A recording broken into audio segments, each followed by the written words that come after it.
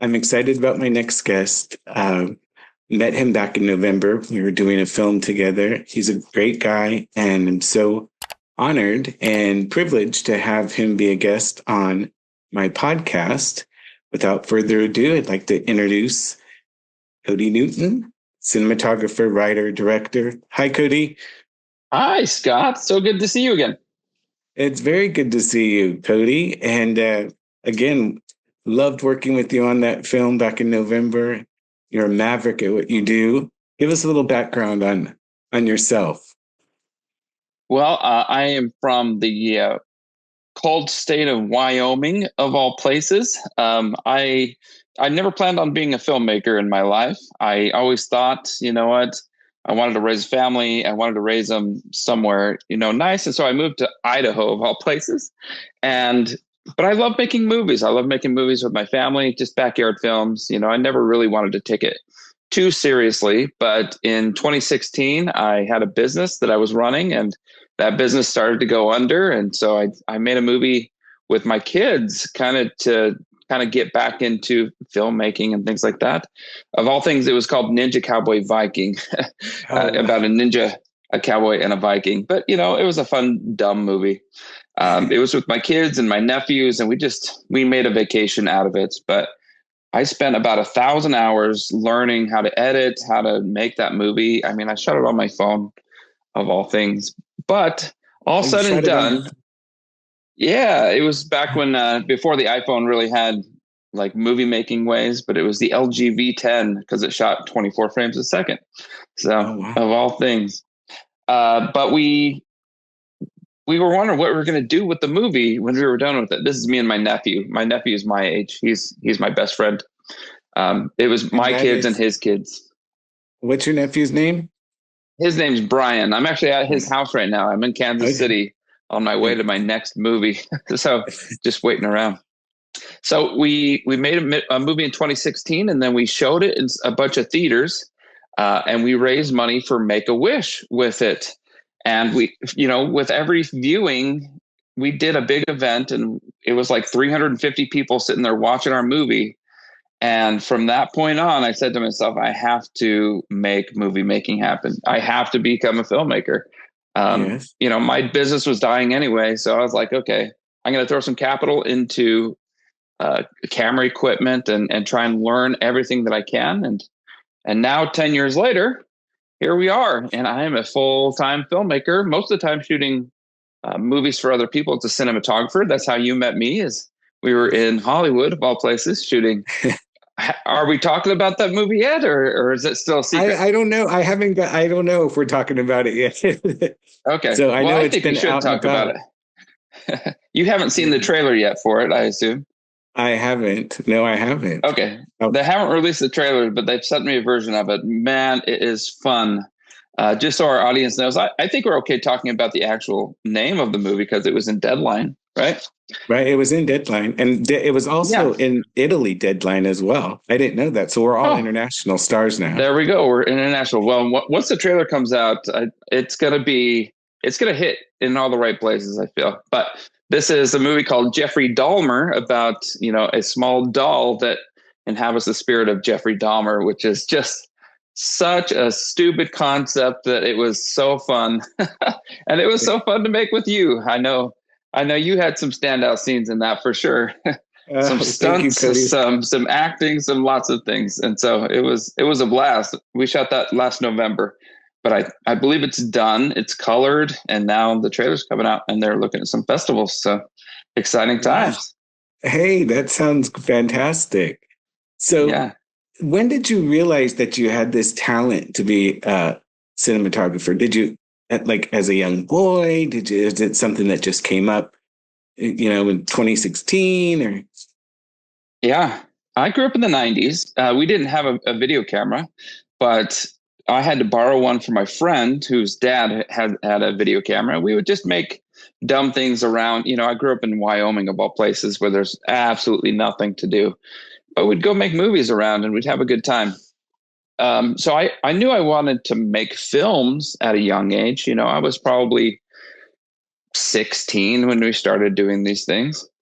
Okay. But strangely, I went on a Mormon mission to Spain, and my nephew, my best friend, he actually bought a video camera for me, and that was my first video camera. And instead of going to castles, for fun when we would have our days off, I would go make movies in the castles or in the streets or with people. And I think I ended up making about like 20 short films in Spain, um, Wow. which was a blast. And really, we just edited them in the camera. It was just hitting the button and doing all that things. But I didn't really. So I knew storytelling, I knew acting, and I knew all that stuff. But I really didn't know cinematography until I started to do it later with other people, because I directed that first film that I talked about. And then I made my second film on a nicer cinema camera. And that's when I learned most of the cinema camera stuff in 2017. But Okay. then I'd hire other people as cinematographer on my movies as I directed. And I learned that, man, they are so slow. And a lot of the time they were second guessing everything. And so I tried to really improve my cinematography skills. And that turned into buying more gear. It turned into, doing all kinds of other stuff. And then other people started hiring me as cinematographer. So now I shoot 6 to 10 movies for other people. And it turns out that, I have as much fun doing that as I do directing my own film. So it's a good place to be. I'm excited that I get to do it, Right. while I still can. Hopefully it doesn't die out. So tell me, Kody, from the time you started to present day, what changes have you seen, or what are some of the challenges that have evolved from cinematography? Well, one of the big changes, I guess, challenges, it's going to be the same thing, but technology really has caught up to where, like I said, I was shooting on a phone back in 2016, where now you can spend a couple $1,000s and get like the cinema look. You can get cameras that do just as good as those cameras did 10 years ago, and Wow. things that compete with what movies used to be. So that's a big plus. And I mean, it really helped me too. Even just anamorphic lenses, they're cheaper now. So I could afford them. I don't have to go to a rental house and get a $40,000 lens. I can spend $4,000 and get something. And you'll see in, the Dahmer movie how gorgeous it Okay. was. Those are Yes. lenses that only cost a couple $1,000s, which is really great. Wow. But I do have to say that is a problem now too, because you get people who really don't know how to craft a story, and really know how to, you know, like di- direct very well. They Okay. have they are trying to make movies because they're cheaper and they're easier to do, but they really haven't developed the craft of directing and storytelling and writing even. So Right. it's kind of a double-edged sword as far as that goes. But that's where I try and step in and help people tell the story in a way that the audience will react and have fun and you know be Mhm. good. So, and then has AI come into play with you guys yet with that aspect of movie making? I personally have been anti AI. I mean, from the beginning, just because why? My motto is, if they made aliens without AI or CGI, like, why do we need to? Exactly. You know, You and that I was are on the same page with that. 1986. You and I Yeah. are on the same page with that. I understand and appreciate what AI is all about, but I don't believe it has any relevance or any place in our industry. I'm just Yeah. saying. So what was one of the most challenging movies that you made? Well, I mean, I'll tell you one as an actor, because early on, I tried to get on any set that I could get on. And, some of those were good, some of those were bad. Of course, you walk away and said, "Oh, I learned what not to do."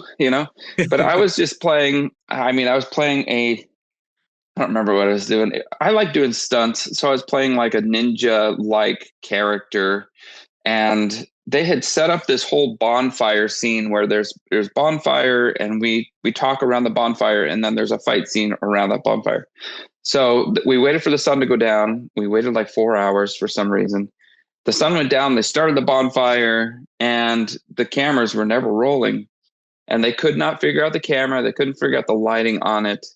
So the bonfire died down. They had to like run and get the camera ready. This is earlier when cameras weren't as easy. The low light really wasn't there. Right. And then they made us go pull weeds.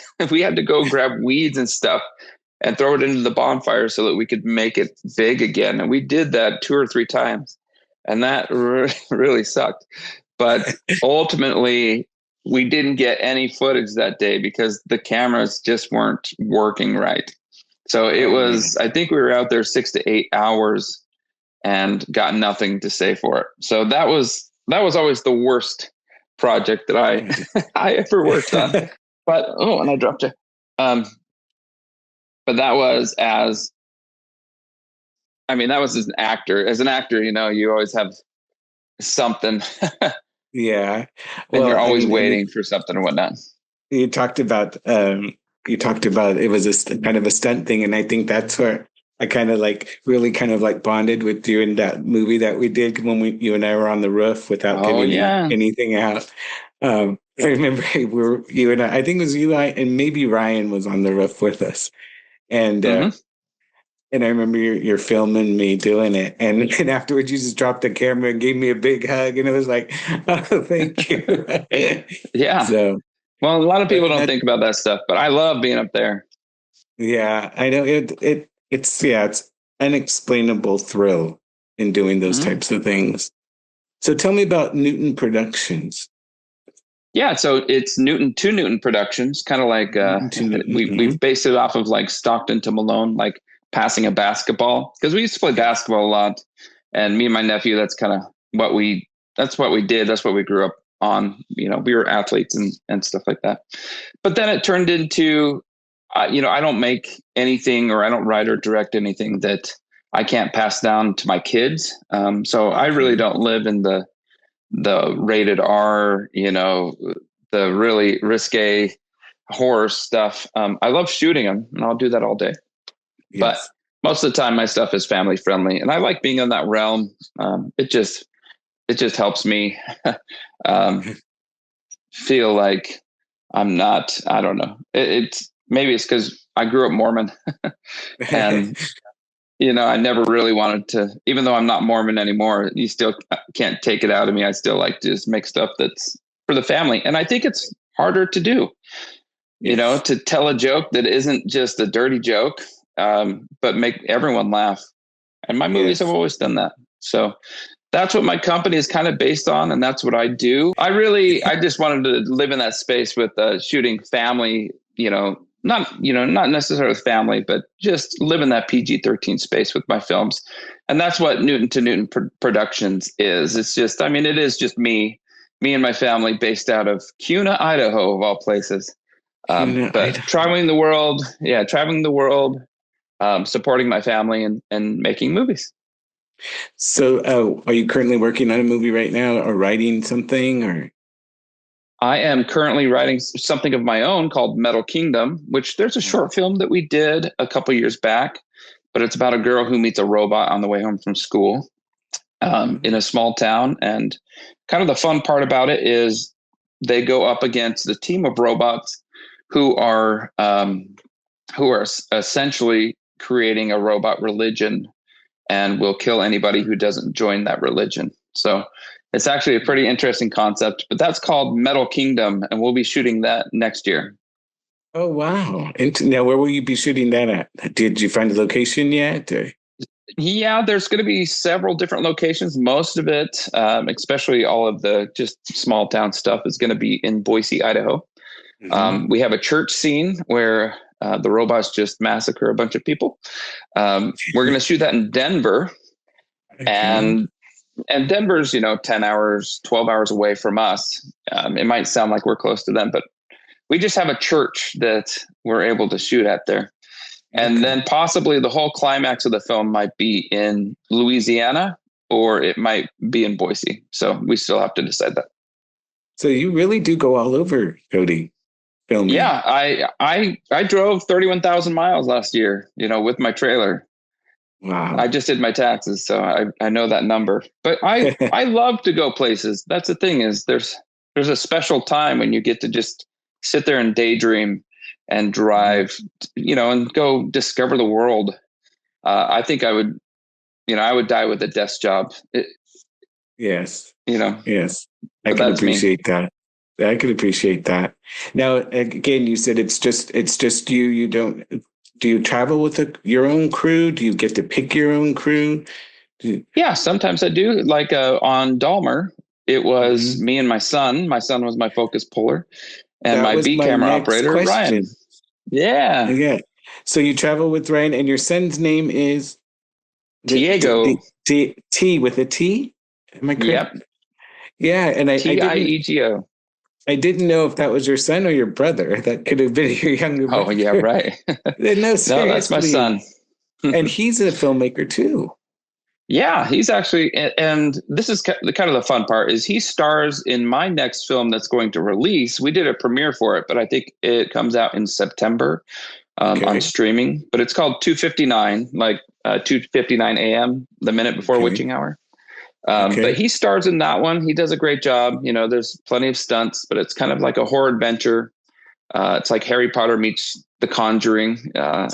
It just lives Mhm. in that space, but it's a great little film. I think everyone will really enjoy it. But he acts, but I just like having him along for because there's so much that happens on a movie set. You're able to bond over how many relationships that you make on a movie set and whatnot. So it was really great having him. My daughter is actually flying out today to Kansas to shoot a movie. She's going to pull focus for me on this next one. So Oh, wow. trying to keep it in the family, and if they have a couple extra bucks to put towards them, then yeah, I'll hire them. And plus, they're young; they have eyes that can pull focus really well. Some of the old people can't see as well. Yeah. Oh gosh, yeah, I know. I'm getting there as well too. It takes me a little while to read the scripts, but I'll get through it. Yeah. But and so what is your next project then again is you'll be going to, where'd you say? So it's in Wichita, Kansas. So as a cinematographer, it's called Isle of the Forgotten, Isle of the and Forgotten. yeah, it's about a tour bus that goes into the sea and then ends up they end up on an island where a tribe cult essentially is there, and they have to escape. But at the same time, you find out halfway through that someone was planning for them to be there. So it's actually pretty interesting. But it's only a 9-day shoot, just like Yes. Dahmer, which Yeah. is crazy. We shot it so fast, but yeah, we're going to try and shoot this fast and dirty and have fun doing it. Well, good. Excellent. So if how do you get like how do you get your name out there? Like if somebody is wanting to shoot a film, then how Mhm. do they contact you? Like do they come to you? Do you have a website? I do. I mean, socials are really important for me as far as like branding. I mean, every single time that I put up a screenshot or whatever, I usually put my DP reel on there, and so Mhm. a lot of the people will know what my work looks like, which is good. But and it is on my website, which is just newton2newton.com, and that's Newton to Mhm. newton.com. So a lot of my stuff is on there. But I mean, everything is on Instagram and Facebook and TikTok. Those are the main spots. But really, the how I get jobs is word of mouth, because I work with Okay. people, and then I have 3 or 4 actors who are like, "Oh, I have another project coming up. I want to work with, could you work with me on that?" And usually it turns out pretty well, and so that's why it's just gotten better and better year after year. Well, it's funny you say that because I have a project coming out. Yeah, let's do it. And I so am. this go Yeah, tell ahead. me. It's just my producer director in Florida just is finishing up a script for end of August, and it's Oh, very cool. yeah, and so he was actually I asked him as well who's shooting it, and this is like probably a month ago or something, and then he said, "Well, I don't quite know yet." I said, "Well, I said." I know somebody, so we'll see. Yeah. I'm gonna tell him to contact you and see. Yeah, send him my reel. What genre is it? So it's a horror genre type of Perfect. thing. Not nothing gory, more kind of an Psychological. Omen-esque type of movie. So Very cool. something like that. And it's in Well, yeah. Florida. So the big thing with me is I'm ultra cheap for what I bring to the table because I Can have I a ask you trailer what? and I have about $100,000 worth of stuff that I bring with me. But since I am a director and I've had Yes. to hire people, like this, I like to keep my prices cheap just because I like to be on set still. It's not work for me, it's Hmm. play. So why am Hmm. I going to wait around for people to pay $3,000 a day when really I just want to be on set? So. Can I ask you what you charge? Are you comfortable with me asking you? Yeah, of course. I am $650 a day, but I bring everything with me. Mhm. That includes all of the gear. Okay. And then if You you're don't out have to of rent town, anything. the production company puts you up or whatever as well, in addition to the Yeah. 650. Yeah. Yeah. Normally they get a place for us, or you know what? If you have an extra room, if you have a couch, I'll sleep on it. It doesn't matter to me. Like that. That's the least thing that I worry about most of the time. Yes. And have you talked to Ryan? Didn't you shoot a film with Ryan too, or did you not? Hmm. That one. Yeah, that's the feature film that's coming out called 259. That's the Ryan 250. DP'd that one, and it's Yeah, actually based on okay. Ryan's life. Hmm. Yeah, that because I follow Ryan on Instagram too, and he was talking about it. And then I Yep. knew that you had shot it. That is so interesting. I love that. Cody, I love talking with you. We've got to do Yeah. this again. I And hope so. absolutely, I'm going to keep in contact with you. And then again, I can reach you Newton to newtonproductions.com. Was that it? Yeah, it's just newton2newton.com. Or on Instagram, it's Newton to Newton Productions, and then it's Kody with a K Newton on Facebook. Yeah, I apologize. I think I spelled it with a C the first time.